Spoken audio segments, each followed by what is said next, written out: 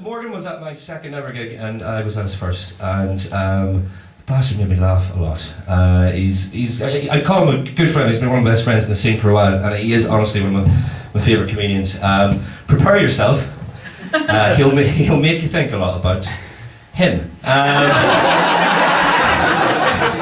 But really, thanks a million for listening to my stuff, and it's just a pleasure to return the favour he did for me last year and support him. And please really give it up loads for Mr. Morgan Hearst.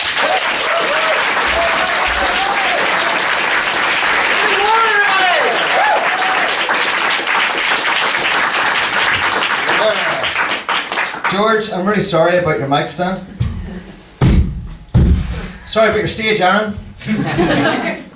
Okay, let's do this thing, shall we? Might as well. Like most people in Ireland these days, Jeanette, I don't have a job anymore.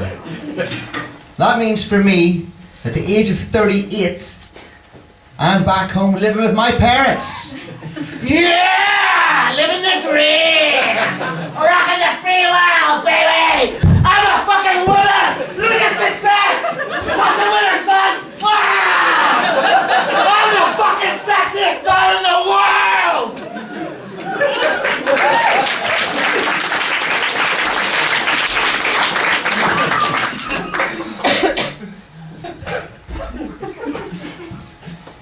38.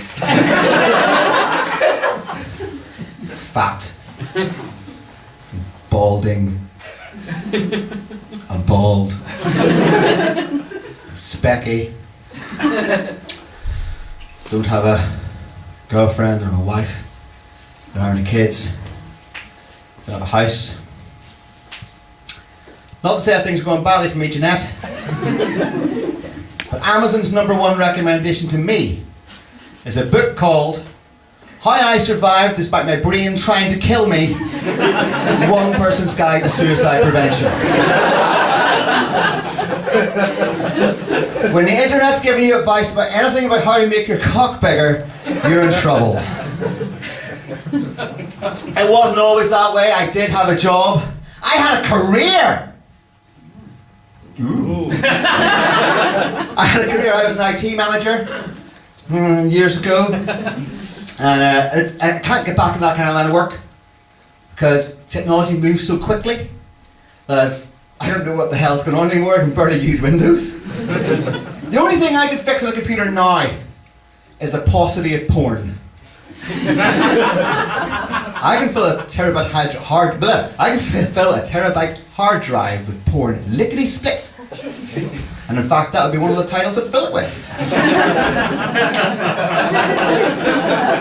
I haven't always lived with my parents. I had my own apartment and I paid far too fucking much for the property boom. It's made of cardboard but the size of a rabbit hutch.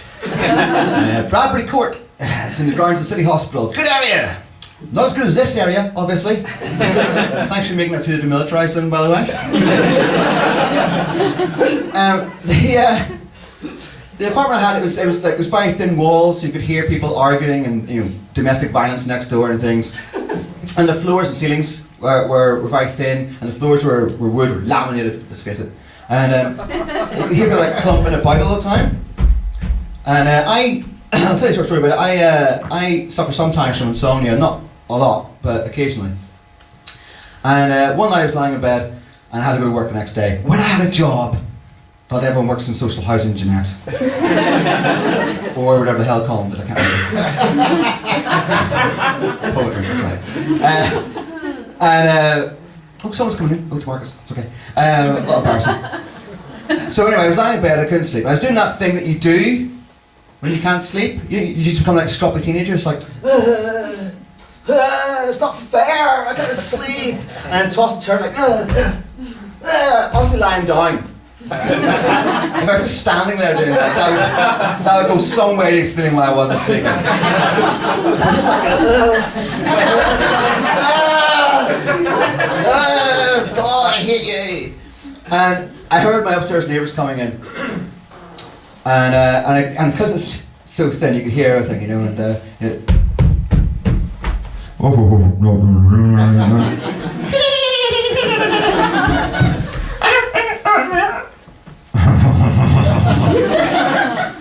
And it was like 3 o'clock in the morning, and the Rosie just back from the bar, and she's like, "Ah, fuck, bastards, just eat your kebab and pass out." And after a while, I thought that's what had happened. But then, directly above me, I heard this noise. Could have been anything. Might not be dirty minded people, might not be what you thought. Because people below me probably heard me going, what, can't sleep, can't sleep. But that's, so I thought it might not be that. But then, it happened again.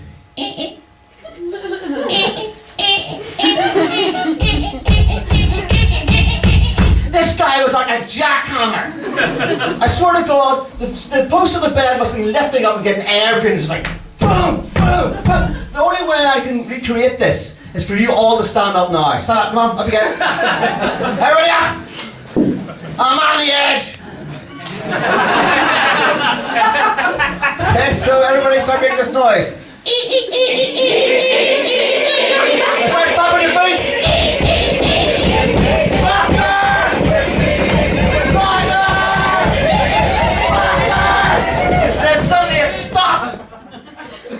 It's like panto, it's great. And this third, distinctly different voice said, "What are you doing it like that for? You're doing it all wrong." I cracked up laughing, I doubled up laughing, and that was the first time I came in my own face.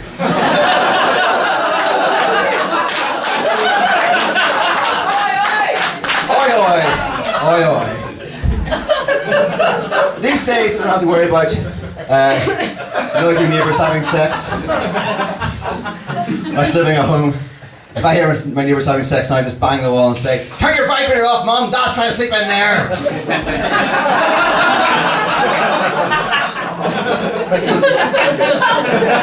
You know who's my mum?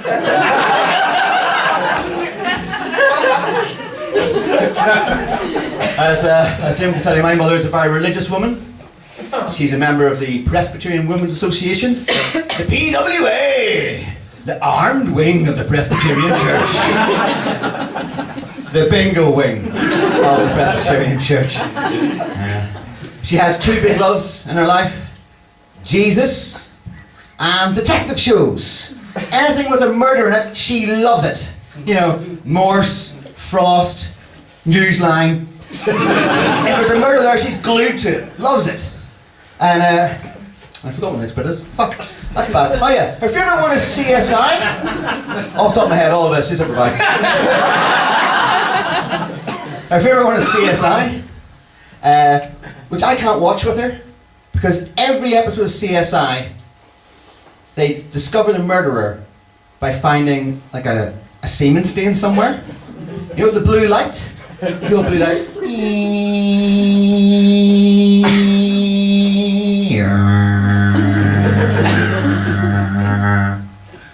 Well, judging by the size and location of the load, I'd say our killer is a teenage boy.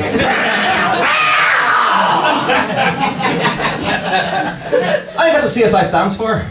Comstein Investigators. I don't encourage her to watch it in case she goes into my room with the blue light and blinds herself.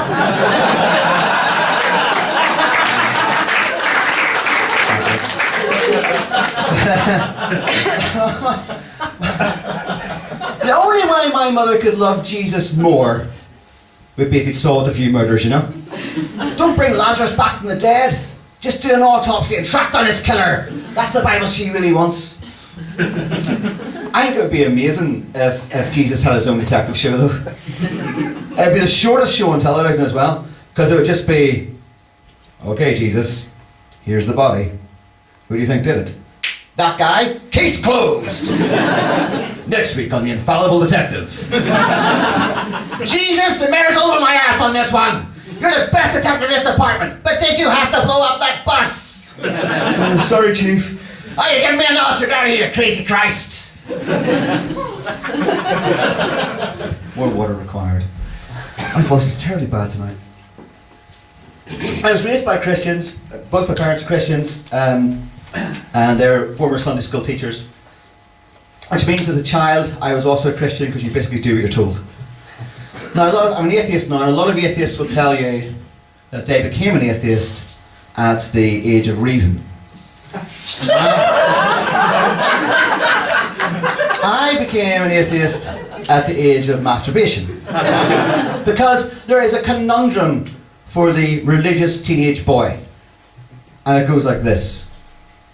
Every night, do I pray and then masturbate? Or do I masturbate and then pray? If you pray and then masturbate, you're talking to God, you're saying, oh, forgive me for all my sins and everything, that's great, oh, it's great you love me, and then whacking off about some girl in your class. That's instantly sinning again.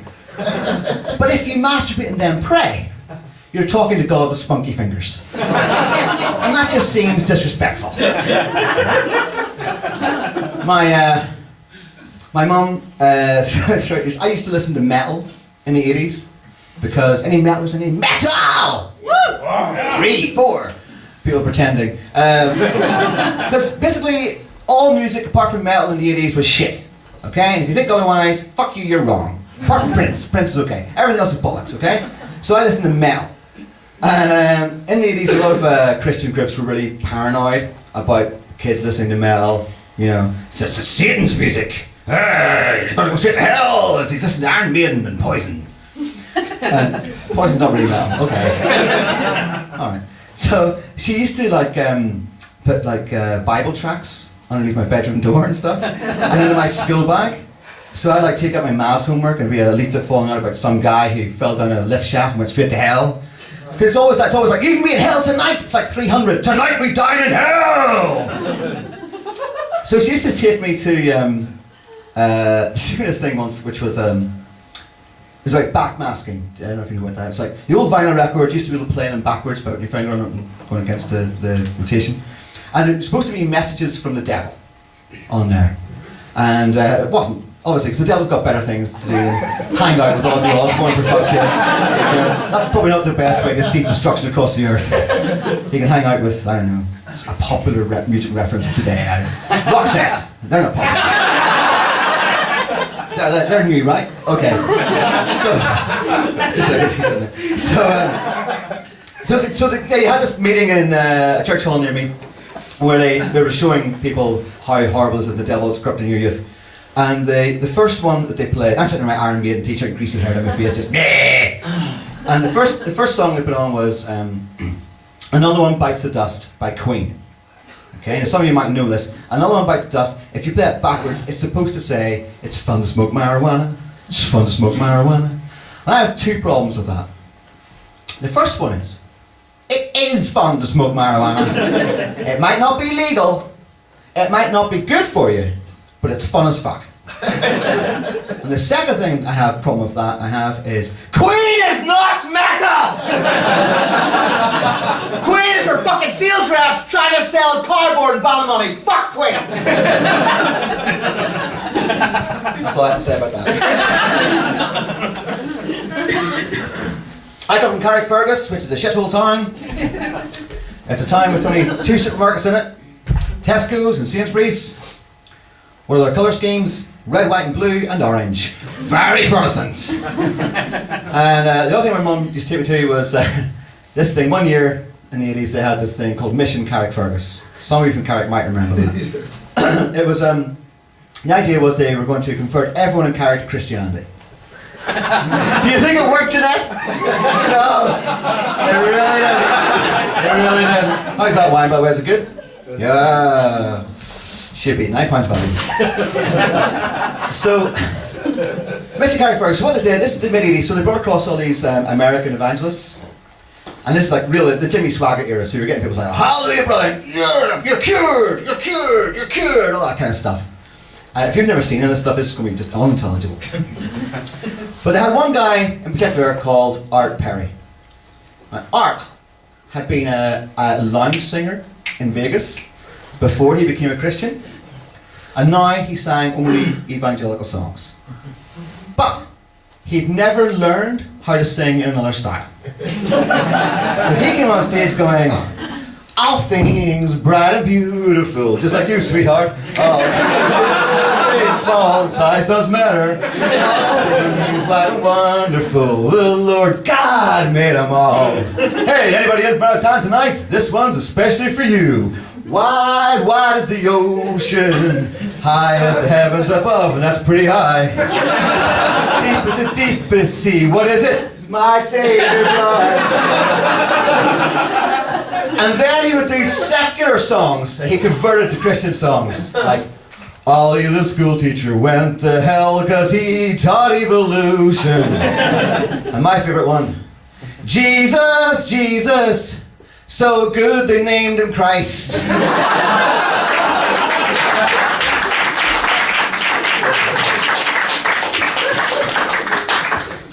Yeah, religious parents. It's good. It's good.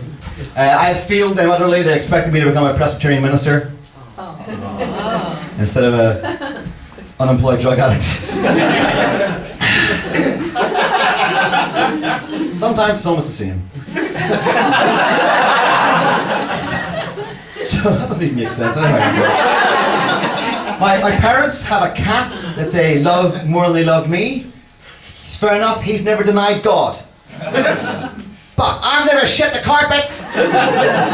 Sober. It's a punch for that, but no. He's 15, which means he no longer gives a fuck about anything. This cat, he doesn't even meow anymore, okay?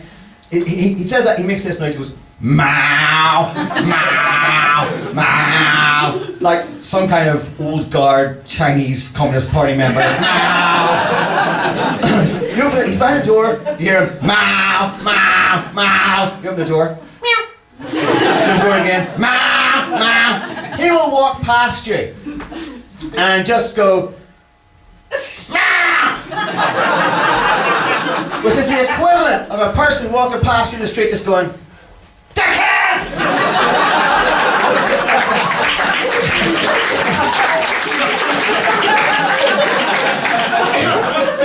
Well, this because it happens more often than you'd like.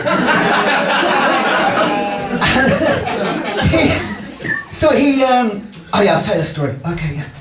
What do you hear this? Fucking unbelievable.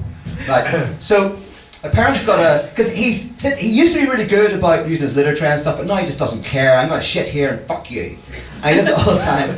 And my parents got a new spare room carpet put down a while back. And I was downstairs having breakfast with Dad one morning, and Mum came bundling down the stairs, because you can't just walk, it's boom, down the stairs, straight in, and says, Jim, the cat's done a poo in the spare room. Because she's a Christian, that's the way she speaks. She doesn't go, that cat's done a dirty big shite, mate! She did actually be on Lachlan. So she came in and said that, and Dad's raging, because just put that carpet down. And he's like, oh, it's brand new carpet, that stupid cat. And she went, no, don't worry, I caught it. Let me explain how this works. 67-year-old woman comes out of the bathroom door, looks across the landing, sees the cat in the spare room. Meow! Meow! Meow! And she thinks to herself, not this time, Toby! What? How's that?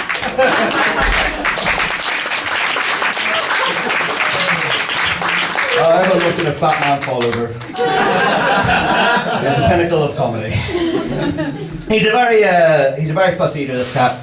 We have like 3 tins of cat food open all the time in the fridge. You try him out a little bit. You go, how's that, Toby? Do you like that? Meow! Go with that. No, dickhead! And you try it again. Okay, that'll do. Meh, meh, meh, meh, meh. But most cats are fussy because the flavours of cat food have nothing to do with what cats would eat in the wild. Okay? Makes sense? They're not advertising to cats, they're advertising to us. We buy the cat food, cats have no money. I don't know if you knew that. You learn things here. You're learning things. So you walk into the petrol station wherever you buy your cat food. Supermarkets, I suppose that's where you go. And you see... You can buy cat food in petrol stations. You can buy petrol in supermarkets. That's a crazy world!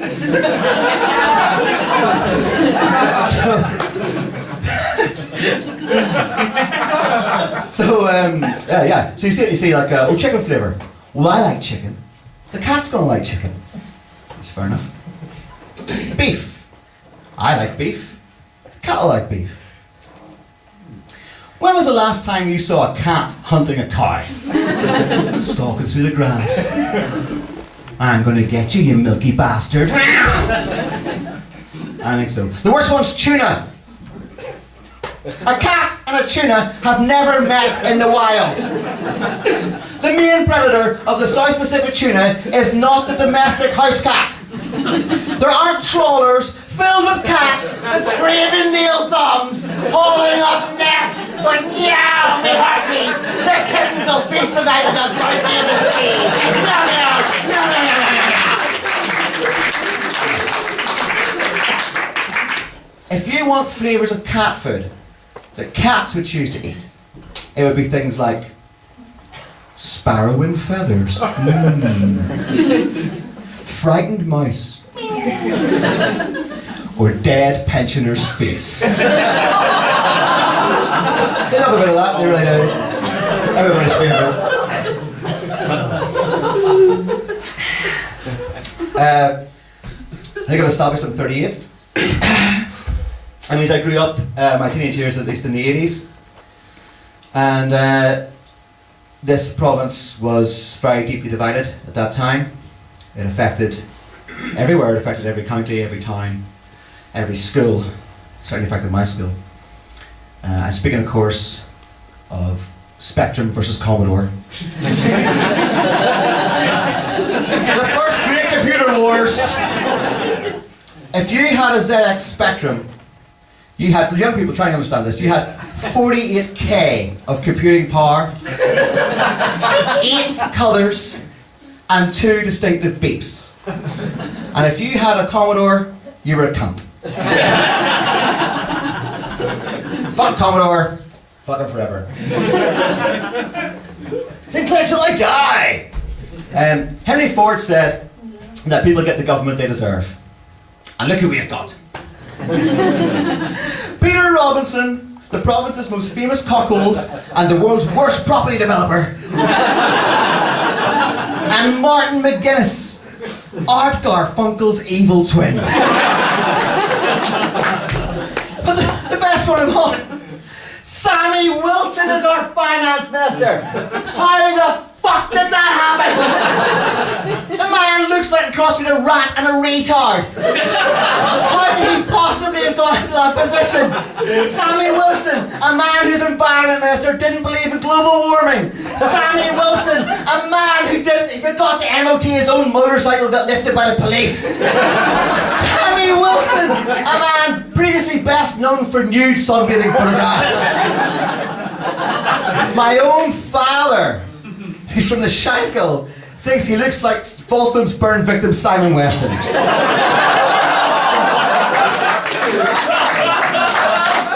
That's the word on the street, people. So how do we end up with these fucking idiots? I've got a theory about it. It's not all that original a theory. I think it's to do with the bitter divide in our community, not the computers. Bitter divide in our community. I think what happens is that when it comes to voting day, Protestants go into the voting booth and they look down the ballot paper and they think, who can I vote for that's going to annoy Catholics the most? Sammy Wilson! And then, on the other hand, Catholics go into the voting booth and they think, who can I vote for that's going to annoy Protestants the most? Sammy Wilson! He's a fucking retard!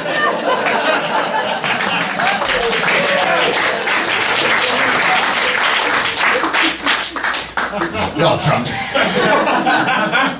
My favourite thing about Sammy Wilson is in the early 80s there were rumours, unsubstantiated I'm sure, especially since it's been recorded. It's definitely not true that Sammy Wilson, how can I put this, was bucking Rhonda Paisley. Now I'm sure it's not true. I'm sure that Rhonda Paisley was a virgin on her wedding night, and probably for considerable time after that as well. But the rumour was there. I just like that expression. bucking Rhonda Paisley. Because it sounds like a euphemism for a much worse sex act than merely having sex with Ian Paisley's daughter. It sounds like it would involve like a rusty white van, a live goat and a bucket of gravel. The kind of thing that'll get you an instant annulment from the Pope, you know, just like, you're going straight to hell and get the fuck out. Just horror. Absolute horror. What could be worse than bucking Rhonda Paisley?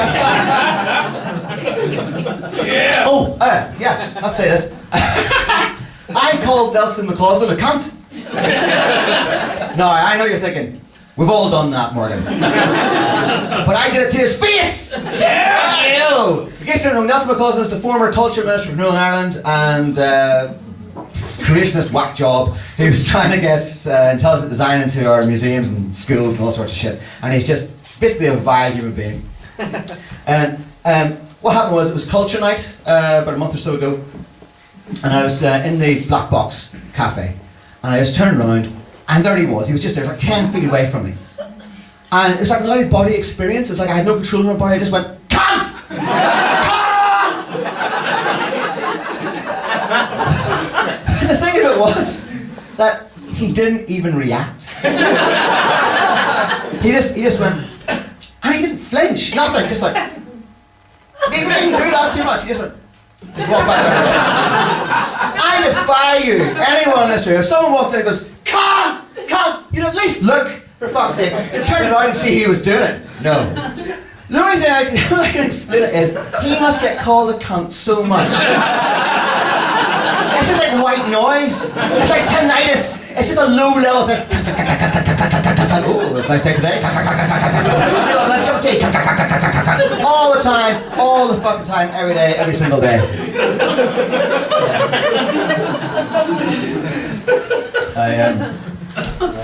It may surprise you to find, or even to know, that like a lot of comedians suffer from depression. And I suffer from depression. This is the part of the show, by the way, that was described as ill-advised by one critic. And by critic, I mean my mum. And she is a very critical woman. I suffer from depression, as a lot of people do. And during the late spring, early summer, I went through a period of suicidal depression where I came very close to killing myself on a number of occasions. Somebody applaud there? Seriously? Really? Is it going that bad? I thought it was going okay. I was very close to killing myself on a number of occasions. And I had just enough wherewithal and experience with depression to go and see a doctor. Some may say luckily. And not you. And I went to the doctor, and he prescribed me a pill called citalopram. Now, he has prescribed it to me permanently. This is a drug that's normally given to you, just like a little bit of, just tide you over till next week, a little like a loan from the dole or something, like just tide you over so you feel a bit better, yeah? You're back on your feet. But I'm on it permanently, so I am now, from now on, Morgan plus citalopram. It's entirely in my brain chemistry forever. And I did the thing that you should probably never do when you're given medication, and that is, I looked it up on Wikipedia. Yes, you're with me, you understand that, you know where I'm coming from. I looked at the side effects, and the number one side effect of citalopram, it says, as an SSRI, a serotonin reuptake inhibitor, citalopram may promote suicidal thinking. Oh, well done, Doc. That was 7 years of medical school knocked on the waste, Good work, man, good work.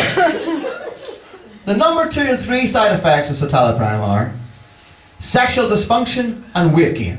And when I read that, I thought, weight gain? Fuck! Because I'm trying to lose weight. But I haven't had a girlfriend in a long time. Sexual dysfunction does not worry me. To be sexually dysfunctional, you have to have a sexual function.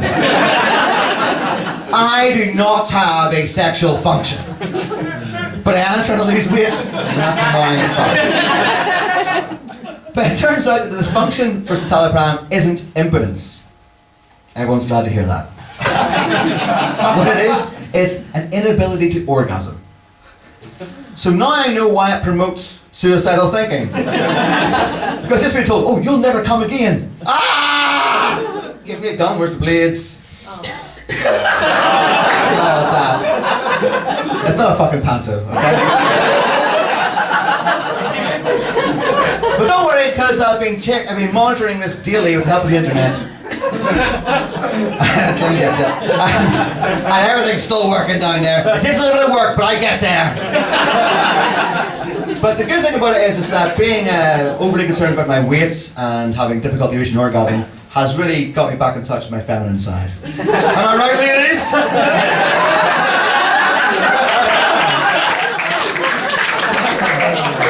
Oh, God. I've been trying to lose weight, and I have lost weight. I've lost 1.5 stone over the last 4 months. Yeah.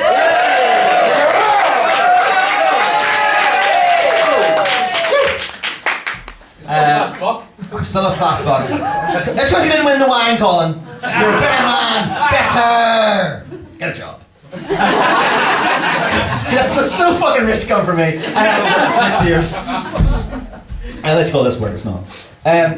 So the doctor tells me now that I've moved from obese to pre-diabetic, which, for layman's terms, is from very fat to still very fat.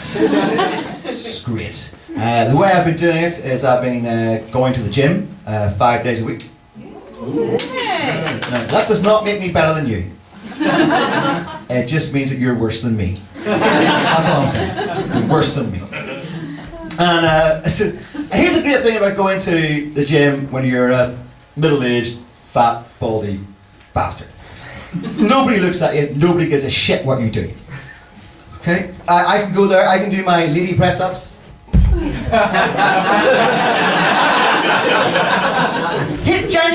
Genuinely, I do this as part of my warm-up. And nobody bats an eye. I wish there was someone from the gym here tonight. They didn't come, fuck them. So here's how I warm up. I do high kicks. Don't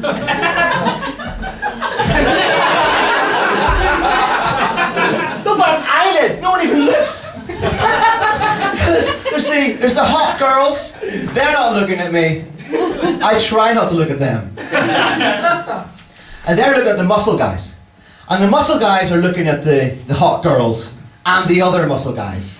Because they don't want to, they want to keep up with them. They can't stand the idea of lifting less than them.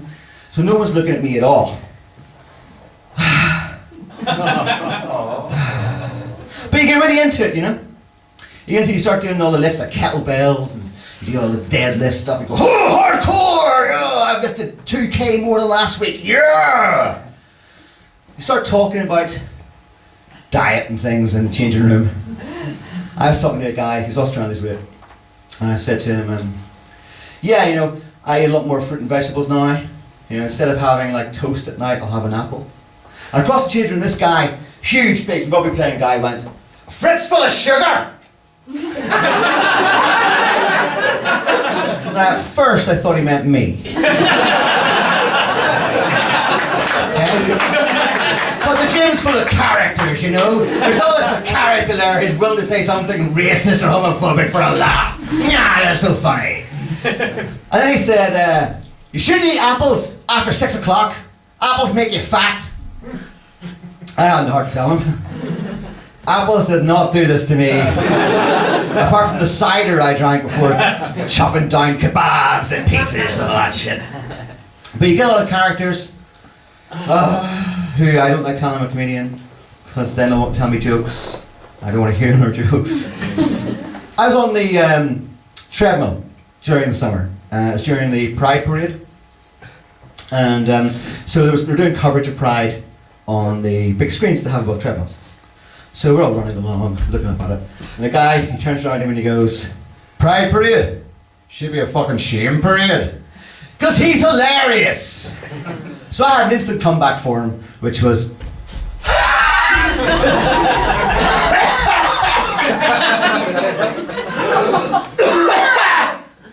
That showed him.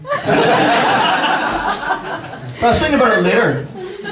And shame parade? No, that's not a shame parade. To me, a shame parade is the thoughts that go through my mind and keep me awake at night. There's a big long bed going boom, boom, boom. What about that time when you were 18 you tried to kiss your sociology teacher because you wanted to feel his moustache felt like boom, boom, boom, boom. What about that time you bathed the baby so you could fuck its mum? Boom, boom, boom, boom, boom, boom. What about that time you got all fucked up with Jack Daniels and tried to piss in your mum's face? Boom, boom, boom, boom. No woman's ever loved you and you're never gonna get a job. No woman's ever loved you and you're never gonna get a job. No woman's ever loved you and you're never gonna get a job. And so on and so forth. That is a shame parade. Actually, a few friends of mine were at Pride, part of Pride. I didn't go to Pride. It wasn't because I'm afraid of being mistaken as gay or something like that. It's because I don't do parades. Okay? I just don't think. Look, my first thought when I want to celebrate something is, let's go for a walk. Oh, I just won the lottery. Let's go for a stroll around the promenade. No. But a few friends of mine, I'm still here tonight, led the Pride Parade. Cheer, motherfucker! One of them I think got lost and led them the wrong way. But when I thought about it, I knew maybe 5 or 6 people taking part in Pride. When I thought about it, they were all Protestants. And that made me really suspicious of why they had it in July. Basically, I think Pride just might be Orange Fest through the back door.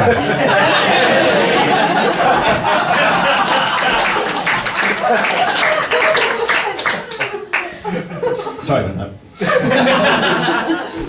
The other thing about the gym, on those big screens, is you get to see all those programs that you'd never actually watch.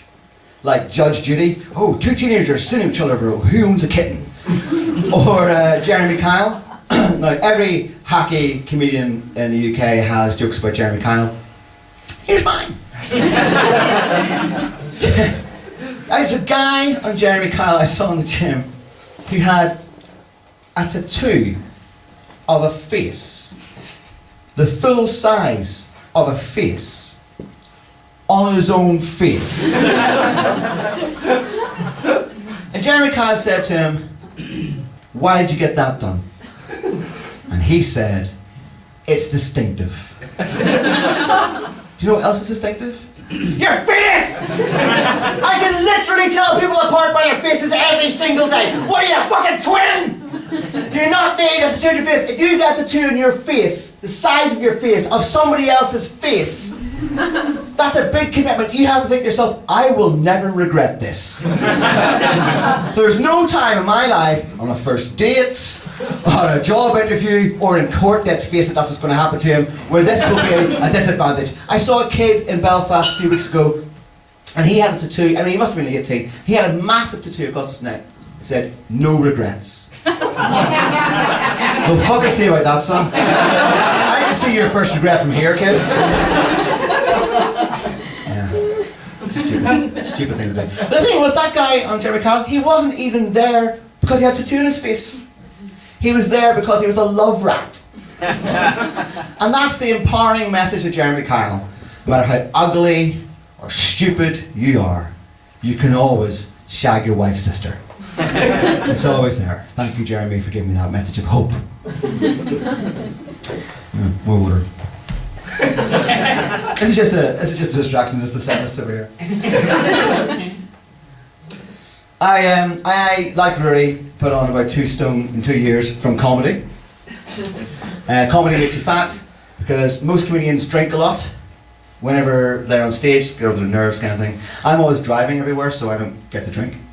But when I drive back home to Carrick, I have to drive past a 24-hour Tesco's. I never drive past it. I drive in. And I get myself a snack, 2 packets of sandwiches, a packet of crisps, a bar of chocolate, and a bottle of Coke. And I go home to my parents' house and lock myself in my bedroom, and I put that food where the joy should be, just about here. And then I lie down in my big bed by myself and go, I'm so lucky! And I saw what I think has to be the ultimate sad man sandwich. And that is the lasagna sandwich. This is a full slice of Tesco's value lasagna which as we all know is made from dog shit and bin bags, in white bread. 700 calories per sandwich. This is just the anti-diet sandwich. It's like they dug up Dr. Atkins and took a shit in his face. Yeah, Dr. Atkins. And this sandwich is for sad, lonely men, let's face it, because this is not just a lasagna sandwich. This is a cold lasagna sandwich. It says on the packet, best served chilled. Should say, best served without hope for the future. This is someone who hasn't got enough self-respect left to want that heated up. No, just give it to me cold. It's more than I deserve. Don't look at me. Don't look at me. I've done so many bad things.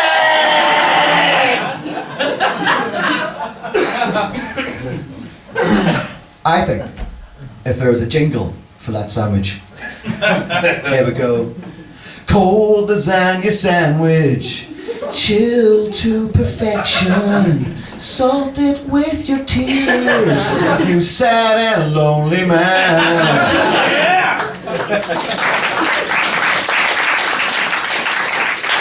Tesco, you're going to die alone. That's the advertising campaign I want to see. Jeanette, what's the worst Christmas present you've ever been bought? Say anything at all, Jeanette. It's really just a device for me to do my next bit. Nothing, I bought this.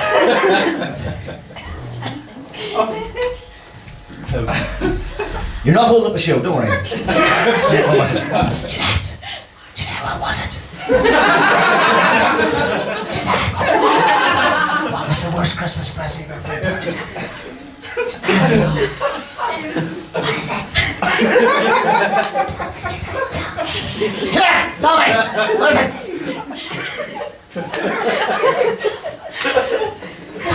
Colin, what's the worst Christmas present? A sketchy comedy DVD. A what? A sketchy comedy DVD. A sketchy comedy DVD. We all know there's no such thing. No one released that on DVD. Jeanette, let's just say it was a Roxette DVD. A Roxette DVD! Wow, that's pretty bad. You know the worst thing I've ever really bought? A Grieve. Merry Christmas! Ho, ho, ho! Thanks, Mom. Thanks, Dad. Just what I always wanted. I didn't know this before, but Graves are sold in threes. It's one plot of land, 3 people in it. So what happened was, Mum and Dad were out buying themselves a grave. The way you do. And they thought, well, Morgan's never getting married around a family of his own. Let's bury him with us. Yo! Thanks, Mum. Thanks, Dad. Not only do I get to spend my life with you, I get to spend death with you as well. I think my gravestone's just going to say, epic fail. But what they don't know is, I might have them cremated and sell that plot for a tiny profit. Yo! Actually, Mum loves Detective Show so much, I might just dismember her body and leave it in bins around Belfast. It's what you'd want. It's where you'd want to go. There's quite a rare mental illness where, I can't remember the name of it, where people blame parts of their body for things, for ruining their lives. It's true, you'll get people who will oh, if it wasn't for my left arm, I'd be a millionaire by now, and then they hack off their arm. And sometimes they die. It's true, sometimes they die. Very serious, this isn't a charity appeal, this whole night to see your boiler. And I sort of went to the hospital, and they chop off their leg, if it wasn't for my leg, my wife never left me. They hack it off. Well, I suffered from a very mild form of that, in which I felt all my relationships have been ruined by my foreskin.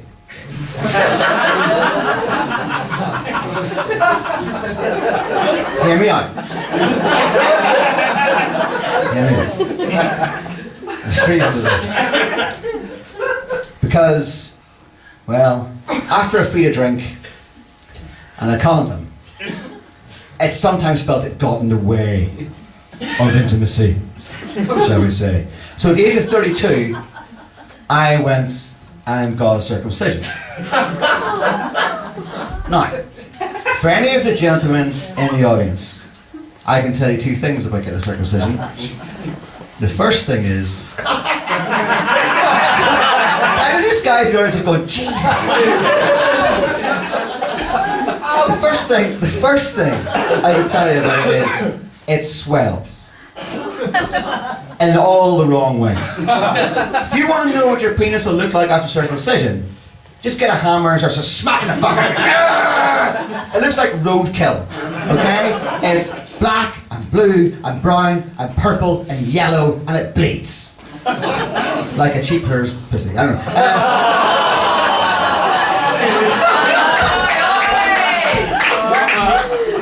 Oh, ad-lib. Anyway, especially for Chris and Talbot. The second thing I can tell you about it is that when a woman finds out that you're in pain with your penis, they find it hilarious. They fucking love it. I went to a housewarming party shortly afterwards. I mean, it was like a week or two afterwards. I was still wearing pajama bottoms and stuff. I had to get the fuck out of the house because I couldn't take any more of my mum. So I went to this house, and an ex-girlfriend of mine was there, and she kept me up all night drinking so I could tell her about how sore my dick was. I had to draw pictures of it.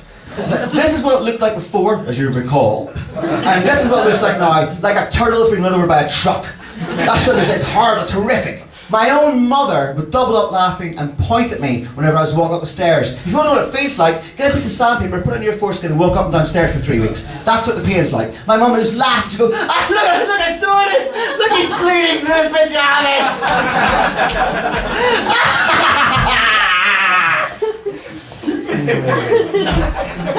I didn't say it was funny hearing about it, but it is funny when you see it. So the question is then, did it work? Was it worth it? Did it improve my sex life? I don't know. It's only been 6 years, give me a chance!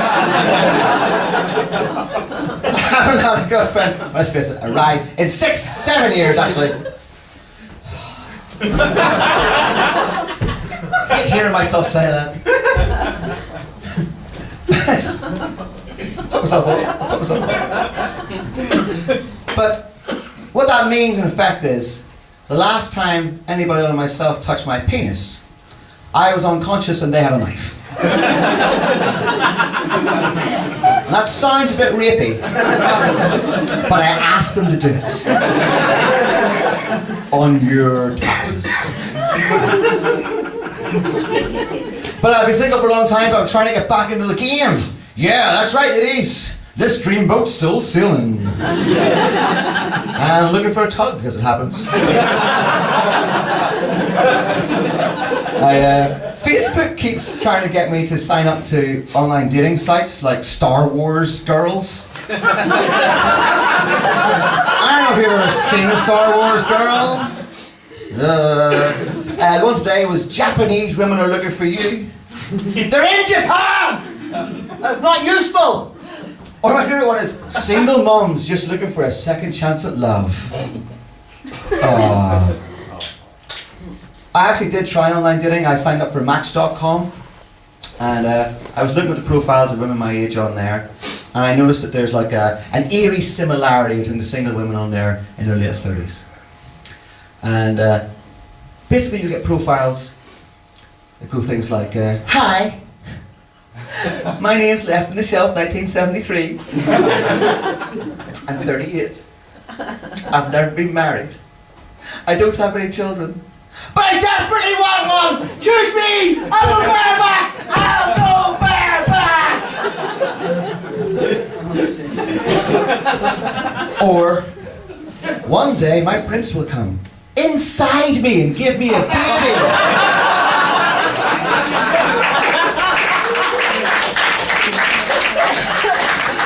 And that's why I chose the username Viable Testes. The joke's on them, because I'm infertile. So, I'll see if I used to memorize this, but I don't know what it is anymore. Fuck, I've got 2 bits of paper. Jeanette, do you think this is the right piece of paper? Yes. Wrong! That's some kind of doodle that somebody at the pavilion put on my pad of a fat man with glasses. I don't know who it could possibly be. So, this is my idea for a profile, Jeanette. Let's see if it'll work on you, shall we? Need to sit and hold the paper.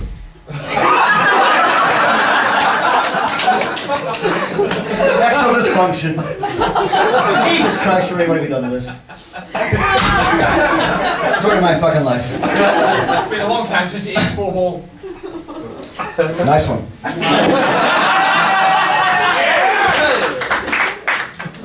Hi, I'm Morgan Hearst, and I'd like to congratulate you for reading this profile. You have great taste. About me, I'm a motivated, self-starting, results-based, solution-focused Imagineer. I'm cash rich, but time... fuck this up so badly. I'm cash poor, but time rich, allowing me to provide you with a fully customized romance solution designed to fit in with your busy lifestyle. I'm fully committed to providing you with the highest levels of service by leveraging my power and drive to thrust you beyond your expectations. My best feature? My eyes, which my mother has described as both cold and dead. About you, you'll be a homeowner earning between 35 to 50,000 pounds per annum. Self-esteem issues would be an advantage. Physically, I'm all about the bottom line, and backwards compatibility is preferred. So why not come to Morgan country and experience a new land of opportunity and adventure? Yeah!